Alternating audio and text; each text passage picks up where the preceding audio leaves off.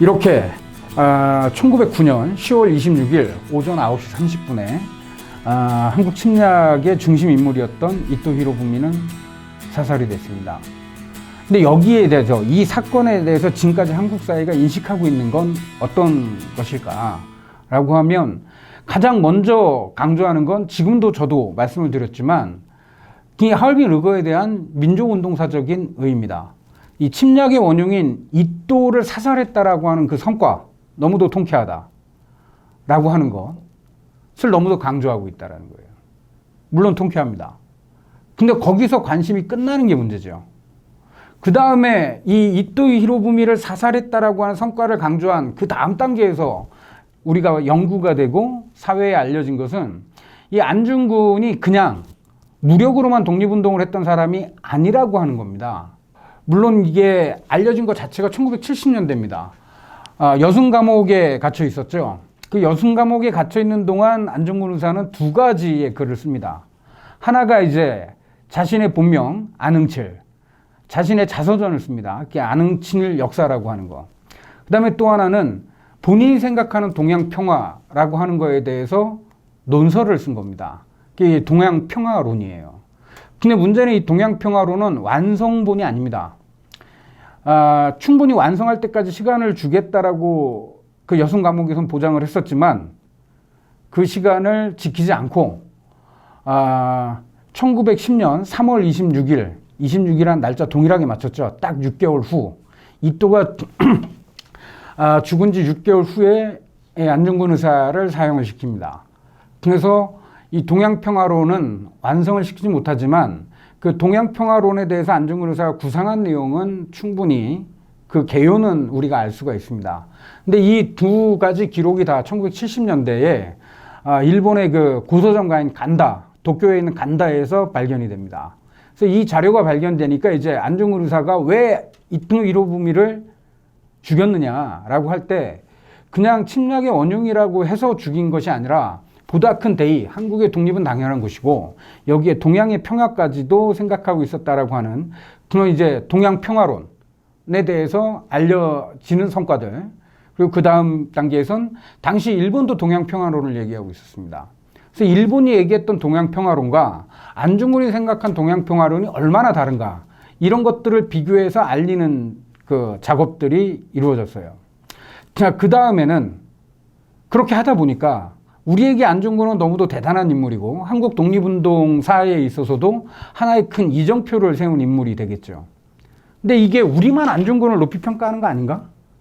라고 하는 생각을 하게 됐다는 겁니다. 요즘 뭐 우리가 쓰는 용어 중에 그런 게 있죠. 잡복이라고. 우리만 높이 평가하는 거 아닌가? 라고 하는 생각을 하게 돼서 그 다음 단계에서 이루어졌던 건 안중근 의거에 대한 국내외의 인식, 뭐 한국 사회에서 인식은 당연한 것이고 한국을 주변에 있는 국가들은 이 안중근 의거를 과연 어떻게 인식하고 있는가, 이런 것들이 많이 연구가 됐습니다. 자, 그런데 여기에서도 공통점은 뭐냐면 안중근이 얼마나 대단한 인물인가, 거기에 집중되어 있고 이토를 사살한 게 얼마나 대단한 사건인가, 그것을 강조하는 데만 너무도 집중되어 있다는 거예요.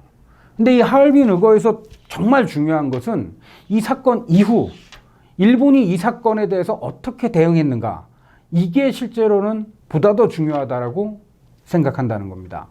제 생각에는요. 자, 그래서 오히려 지금과 같은 이러한 연구 경향은 안중근 의거의 실질적인 가치를 오히려 우리가 축소시켜서 하고 있다는 겁니다. 특히나 안중근 의사와 같은 이 한국의 독립운동가들을 우리가 교육의 측면에서 생각해 볼 때는 더더욱이 저는 문제가 있다고 봅니다. 뭐 대표적으로 윤봉길 의사도 그렇고 안중근 의사도 그렇고요. 이 한국의 독립운동가들을 묘사할 때 지금 한국 사회에서는 이분들을 너무 인간미가 없게 그려지고 있다는 겁니다. 조국의 독립을 위해서 모든 것을 다 버리고 한치의 흔들림도 없이 의거를 실행하는 이런 모습들이 과연 우리 아이들에게 내지는 우리들에게 얼마나 크게 다가올 수 있을까? 저는 오히려 부작용을 낳는다고 생각을 합니다. 모든 사람은 인간이고 감정이 없을 수가 없습니다. 그런데 이 독립운동을 다루는 영상물, 다큐멘터리가 됐든 뭐 영화가 됐든 드라마가 됐든 이 사람들이 사이보그 같다라는 느낌을 전 지울 수가 없습니다. 근데 그 중에서도 특히나 강조되고 있는 인물들이 이 안중근 의사 그리고 윤봉길 의사 같은 분들이에요. 어릴 때부터 가장 쉽게 접하는 위인전 중에 반드시 들어가 있는 인물도 안중근이나 윤봉길입니다. 근데 아이들이 그걸 읽으면 따라하고 싶어질까요? 나도 저런 사람이 돼야 되겠다라는 생각을 할 수 있을까요? 오히려 처음부터 포기하게 만드는 거 아닐까요? 위인전을 아이들에게 읽히는 이유는 그와 같이 훌륭한 인물이 되라는 뜻이겠죠. 근데 이 아이들이 읽어보면 애초부터 저런 사람들은 나와 종이 다르다라고 인식할 수밖에 없는 게 한국의 위인전들이에요. 어릴 때부터 다 뛰어나고 너무도 어릴 때부터 훌륭하고 인간적인 모습이 없습니다. 6살 꼬마가 50대 아저씨를 교훈을 주는 이런 인물들로 묘사가 되는데 그럼 이건 따라 배우기가 되는 게 아니라 애초부터 나는 글렀구나. 이번 생은 틀렸구나. 그렇게 인식하게 만드는 게 한국의 위인전이라는 겁니다. 그러니까 그런 곤란하겠죠. 근데 그러한 위인전의 내용에서도 보면 가장 대표적인 게 이런 안중근 의사나 윤봉길 같은 거라서 이 부분은 우리가 한번 좀 생각해 봐야 되지 않을까라고 하는 겁니다. 자, 안중근 의거에 대해서 한국과 일본 사이에는 그 인식의 간격이 굉장히 큽니다. 그래서 이번에 다룰 내용은 의사와 테러리스트, 그 인식의 간격에 대해서 말씀드리려고 합니다.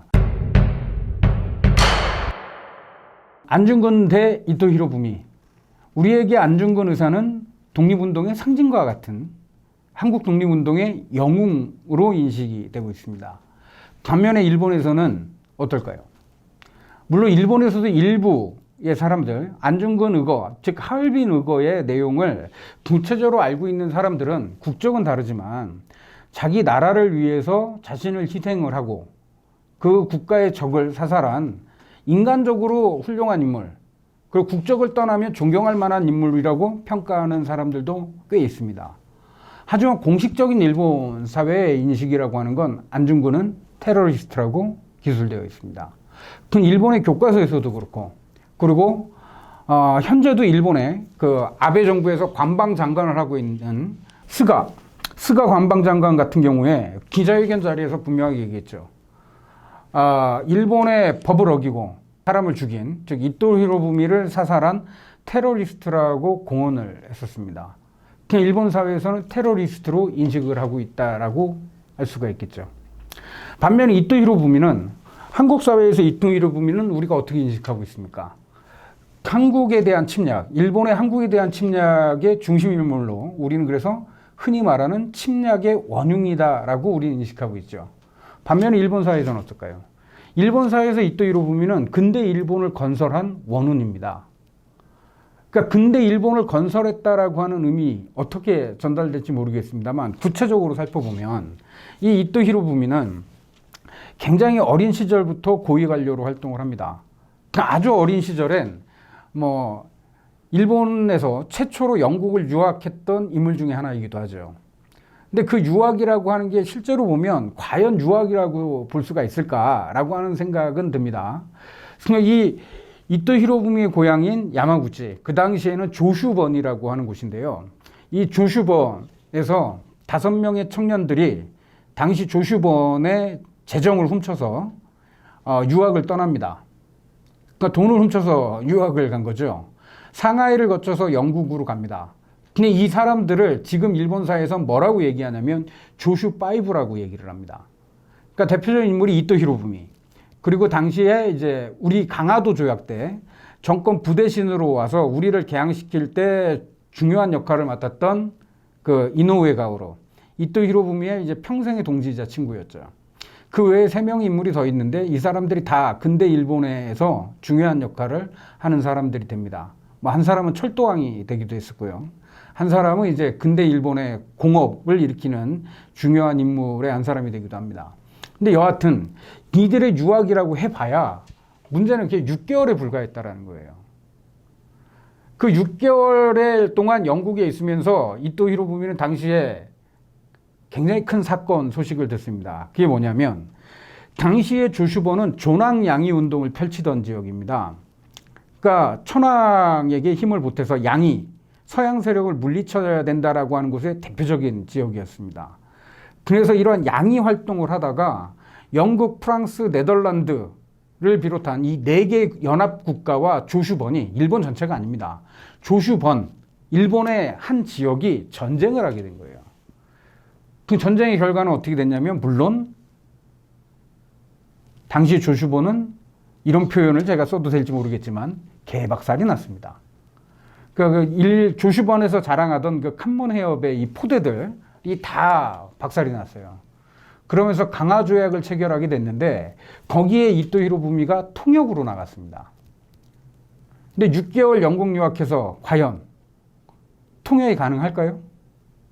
전쟁에 대한 뒤처리를 하는데.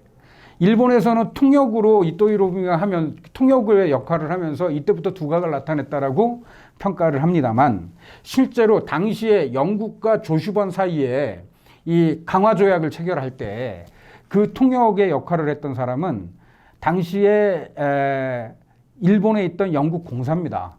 이 어네스트 사토라고 하는, 이 사토라고 하니까 일본 사람 같지만 아닙니다. 오리지널 영국 사람이고요. 영국 이름으로서의 어네스트 사토라고 하는 인물이에요. 그 어네스트 사토가 통역의 역할을 했습니다. 그러나 여하튼 이 이후로 조슈번, 그리고 가고시마, 지금의 가고시마, 그러니까 당시는 이제 사스마번이라고 얘기하는 이 두 지역이 가장 큰 힘을 보태서 메이지 유신에 성공을 하죠. 그 메이지 유신에 성공한 뒤에 그 당시까지만 해도 이토는 메이지 유신의 중심 인물들 중에 막내의 가장 어린 세대에 불과했었습니다. 근데 이 역사는 어떻게 흘러갈지는 모르죠. 누가 뭐라고 해도 메이지 유신을 주도했던 유신의 삼거리라고 한다면 조슈번의 기도 다카요시, 그리고 사스마번의 사이고 나카모리, 그리고 오쿠보 도시미치, 이 인물들을 메이지 삼거리라고 얘기를 합니다. 메이지 유신을 성공시켰던. 한 사람을 더 넣어야 된다면 아마도 토사번 출신의 사카모토 료마가 있겠죠. 근데 이 사카모토 료마는 메이지 유신이 성공하기 얼마 전에 사망을 합니다. 물론 이제 암살이 된 거지만. 근데 이 인물들이 메이지 유신 초기에 다 사망을 합니다. 사이고 다카모리는 세이난 전쟁을 일으켜서 사망을 하고 스스로 자결을 했고, 기도 다카요시는 몸이 안 좋아서 지병으로 사망을 합니다. 그리고 오쿠보 도시미치는 테러를 당합니다. 그 메이지 유신의 불만을 품은 어느 하루아침에 그 사무라이 계급에서 평민으로, 일반인으로 나락으로 떨어져야 됐던 그런 인물에게 암살을 됩니다. 그래서 이토 히로부미 위에 있던 선배들이 어느 날 다 사라지게 됐습니다. 그 결과가 이토 히로부미는 20대에 내무 경보를 했고요. 지금 우리로 따지면 내무부 차관 비슷한 역할인데 그거를 하게 됐고, 그러고 나면 이와쿠라 사절단을 따라서 세계 일주를 하고 옵니다. 그러니까 그 시기에 메이지 초기 일본에서는 서양의 사정을 너무도 잘 알 수 있었던 인물이죠.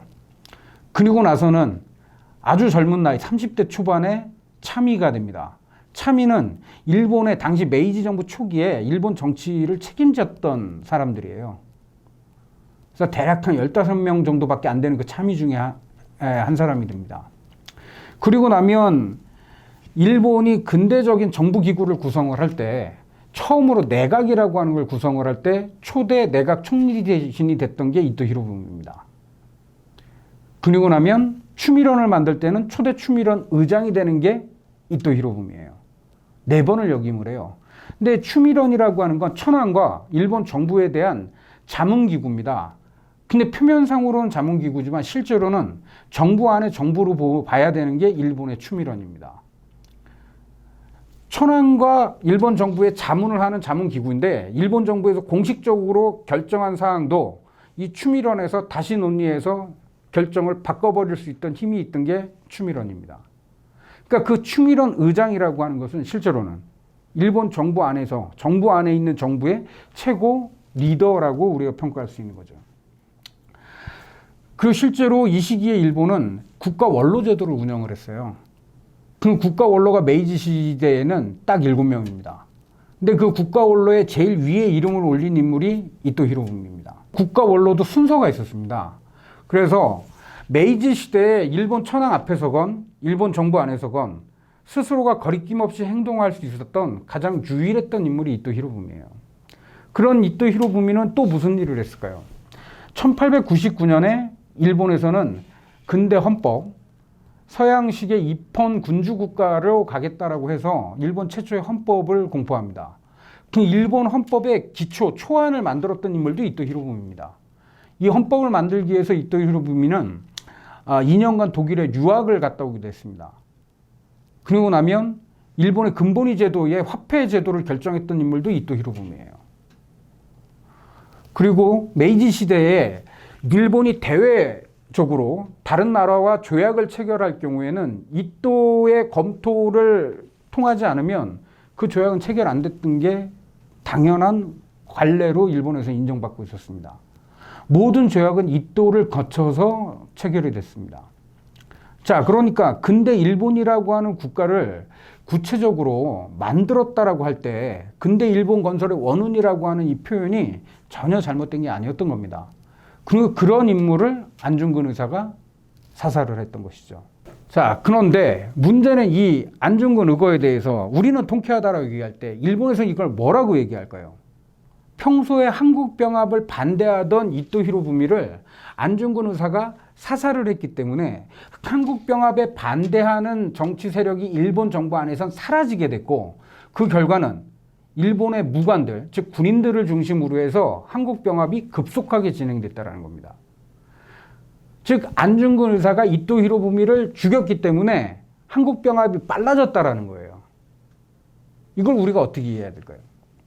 표면적으로 보면 그렇게 보일 수도 있죠. 근데 그건 제가 지난 시간에 말씀드렸던 것처럼 정말 문관파와 무관파 간에 대립이 있었는가, 그것부터 그러면 실질적으로 입증이 가능해야 되겠죠.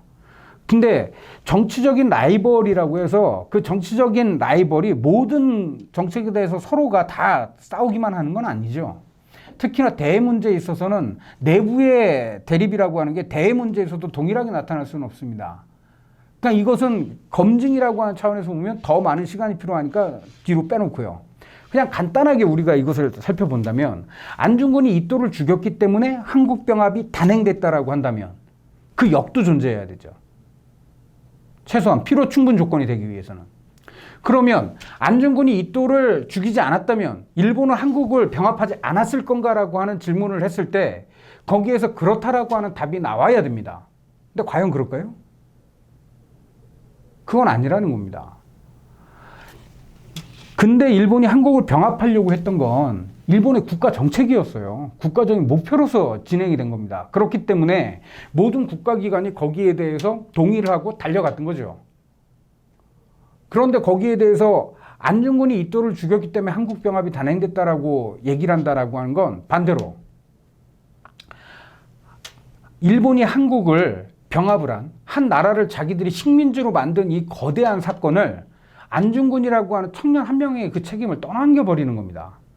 그러니까 이건 다른 걸 따지기 이전에 기본적으로 치사한 거죠. 그건 굉장히 곤란한 겁니다. 근데 그러한 서술이 일본 교과서에 그대로 실려 있다라고 하는 거죠. 대부분의 교과서들이 그렇게 서술을 하고 있습니다. 이건 자기들이 했던 침략의 책임을 안중근에게 전가시키는 것뿐만 아니라 애초에 성립할 수가 없는 구도라고 하는 겁니다. 자, 그리고 근본적으로 이토가 그렇다면 정말 한국병합에 반대했던 인물일까? 그게 아니라는 것이고, 그게 아니었다라고 하는 것을 이 안중근에 대한 안중근 의거 이후에 일본이 어떻게 대응했는가를 보면 그것을 우리가 잘 알 수 있다라고 하는 겁니다.